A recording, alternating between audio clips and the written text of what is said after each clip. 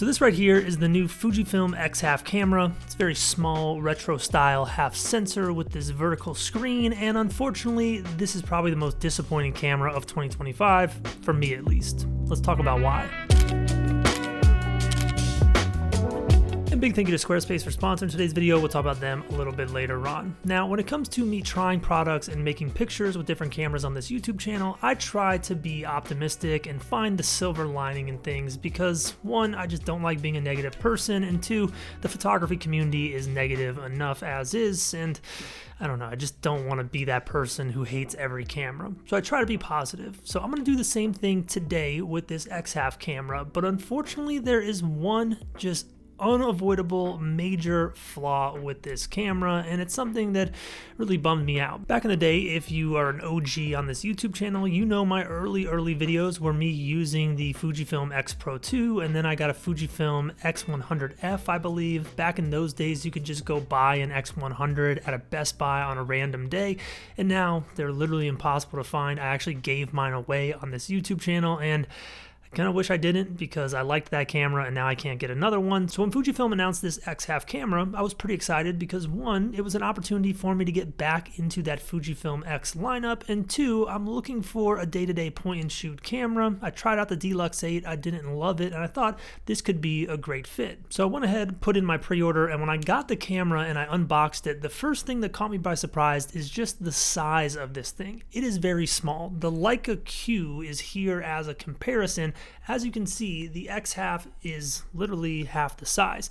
Also, just kind of bummed me out, but the quality of this camera is not as great as I expected from other Fujifilm X cameras. Like I mentioned, I've used multiple X100 cameras, I've used the X Pro series, and those cameras are very robust and solid. They feel great in your hand.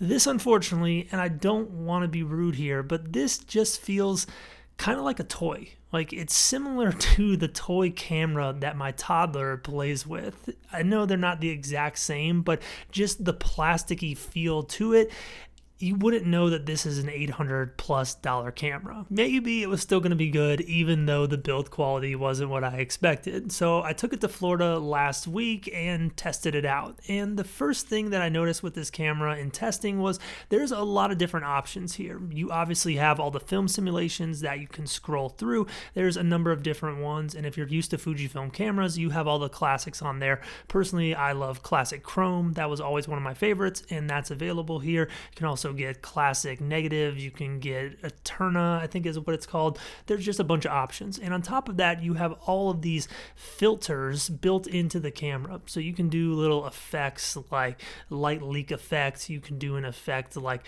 having a timestamp on your image. You can do an effect where there's like a 3D look to the photo. You can do halation, you can do mirroring. There's just a bunch of these little fun, playful filters. And another interesting creative feature on this camera is the fact that you have this retro style film lever right here. So if you pull the lever after you make a photo, you can essentially replicate the look of a half film camera. So you can get two exposures next to each other, which is pretty cool. It makes pairing images very easy. And if you push that lever forward, you can get an instant playback of your previous photo. And you also have a mode on this camera where you can literally emulate having a roll of film, meaning you can set in the number of exposures you want, and then you just run with the camera and make pictures, and when it's done you can see everything that you made. So it's very obvious that this is designed to be a modern take on a half-frame film camera, and I personally think that it works in today's social media world. You know, a half-frame camera shoots vertical, so it's great for social media.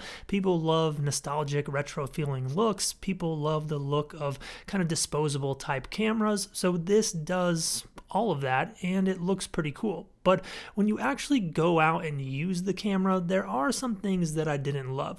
The first major issue with this thing is the optical viewfinder. Now, when I saw this camera was announced, I saw optical viewfinder and immediately thought, hey, I loved that about the X100 series. I love that about the X Pro series. These optical viewfinders will take the world in front of you and then overlay things like frame lines and your settings. It's really cool. And I was expecting something similar to that with this X1/2. And unfortunately, unfortunately, you didn't get that. You just got a window with a vertical cutout, essentially replicating something like a disposable camera or a very inexpensive point-and-shoot camera.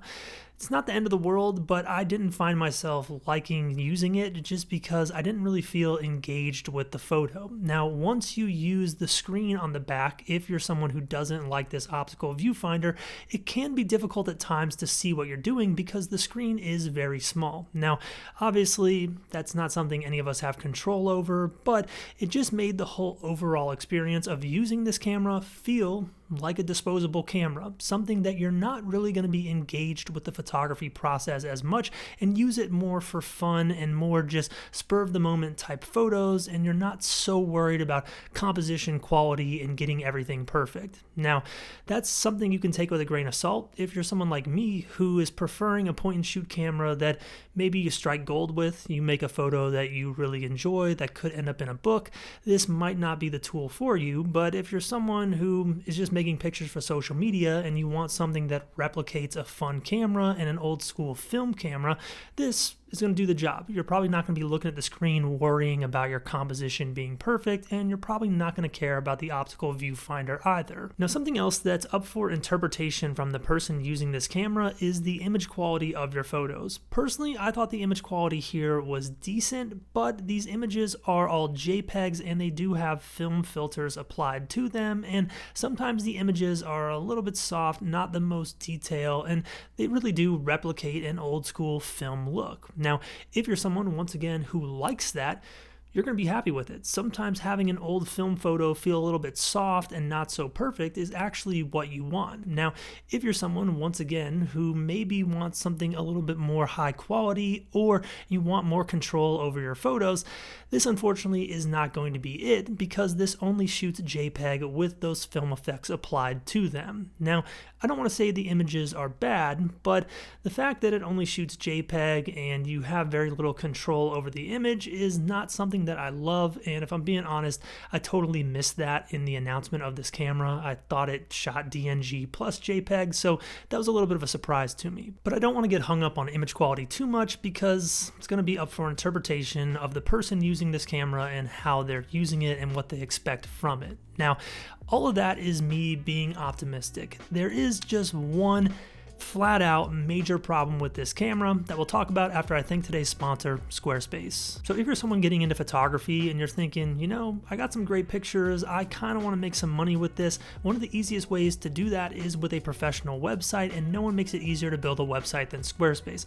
My website, evanramp.com, was built on Squarespace long before they were a sponsor on this channel, and my website allows me to sell things like presets. It allows people to get in touch with me. I can build an email marketing list, and I can sell photo books, and I offer a course through my website as well. Now, I made a video last month going over a full breakdown of how I use my Squarespace site in conjunction with my social media to make passive income. This video has everything you need to basically build an internet business off of your photography. So if you're someone who's making pictures, you're sharing them on social media, I highly recommend checking out that video. It is linked in the description down below under a tab called Website Resources. Now, what I love so much about Squarespace is the fact that everything is simple. Their email marketing tools, simple. If you're going to build a course, it's simple. Your website is obviously simple with their award-winning templates and tools like Fluid Engine that allow you to drag and drop things around your page. And Squarespace has implemented AI tools that can help you get design inspiration for your website. And if you're someone looking to sell things like I do, a preset or a photo book or even some type of consulting, Squarespace makes it easier than ever to process payments with Squarespace Payments. So I highly recommend checking out that video that I linked down below in the Website Resources tab. As you're following that video, go to squarespace.com/EvanRamp to start a free trial, build out a trial site for yourself, and when you're ready to sign up, you can use code EvanRamp to save 10% at checkout. That's squarespace.com/EvanRamp to start a free trial and use code EvanRamp to save 10% at checkout. Big thank you to Squarespace for sponsoring today's video. So what is the main issue with the FujiFilm X1/2 camera and why is it such a disappointment? It's the price tag. This camera, cut and dry, should not cost what it costs. I am going to return this camera because I just can't justify spending this much money on this camera for what it does. No disrespect to Fujifilm. I just can't believe I'm going to say this, but this basically feels like an advanced, more techy version of a disposable camera. From the build quality to the viewfinder to the way the photos look, it's essentially an elevated camera you just use for fun. It's just something you throw in your bag, you make pictures with friends, you look at the result and say, this one's good, this one's bad, oh, check that out, it's bad, but we don't really care. It's not a camera designed necessarily for quality, it's designed for an experience. And I'm completely fine with that. I think it's cool. Like, this is something very different from anything else that's out there. The only issue is it just costs way too much for what it is. If this camera made DNG files and you could shoot RAW, I might say the price tag is okay. If this camera had some type of optical viewfinder, even your settings down there or frame lines or something just to help you out, I think it might be worth it. And even if the build quality on this camera was something similar to any of the other Fujifilm X cameras, I might say it's worth the price. But because all of those things are lacking, I just can't justify telling anyone to buy this for what it costs. If this costs, say, $300, $400, I might say it's completely fine. It's definitely cool, like it definitely makes good pictures, and if you dial it in and figure out how you want to use it, there's a lot you can do with it. But for $850, it just feels like this camera is trying to capitalize on all the hype of the other X cameras, and I don't know. I just don't love it. I'm going to return the camera, and like I said, I just don't love being negative in these videos, but using it and getting it and spending what I spent on it, it's one of the first times I've ever returned a camera because I just can't justify it. But let me know your thoughts in the comments. Sorry, Fujifilm, I'm just being honest today. I'm trying to do it nicely. But if you guys enjoyed the video, hit the thumbs up button, subscribe if you are not yet. Definitely hit the thumbs up button if you appreciate my honesty, because a video like this probably makes it impossible for me to ever work with Fujifilm again in the future, but we'll see. Thank you guys. I'll see you next time.